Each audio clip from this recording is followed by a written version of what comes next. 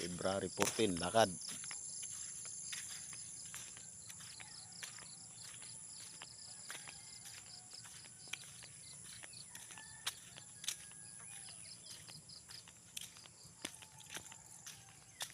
Naplatan eh.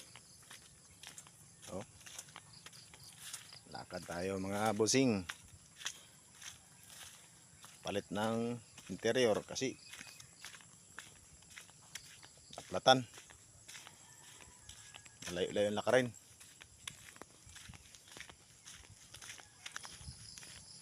Araw ng mga puso, ngayon ay maglalakad tayo. Exercise. Yan o.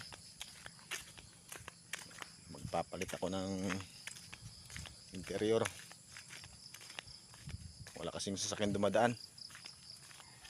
Lakad na lang. Kung magmumotor naman kasi ako, mahirap.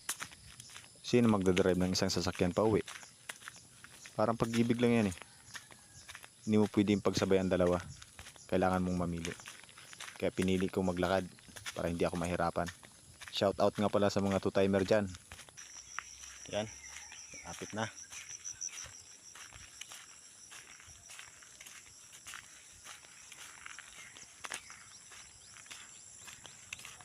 Ang hirap kasi ng ulam. Ha? Ang hirap kasi ng ulam. Ano po yan? Saka-sakang tabang. Ah. Hindi. Puting na po? Yan. Nakain din kayo nito? Ha? Hindi po. Pero masarap din po yan? Oo. Parang saka-saka rin sa dagat. Ah. Saan ka nangwa? Wide yan sa kilanong dipunto ng earning.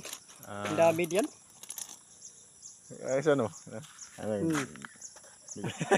Kita pala. Pakita.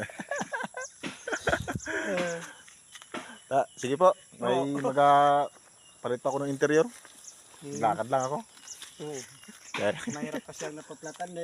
Ay, dito siguro hindi mahirap ang daan ba? Sa papuntang Sinyaran, grabing hirap. kaya nga po eh. Ayun dyan, dyan ang tricycle ko. Palitan ko muna. Tayo. Ito muna ako.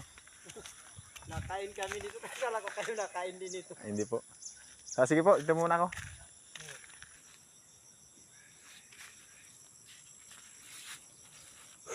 Pagod.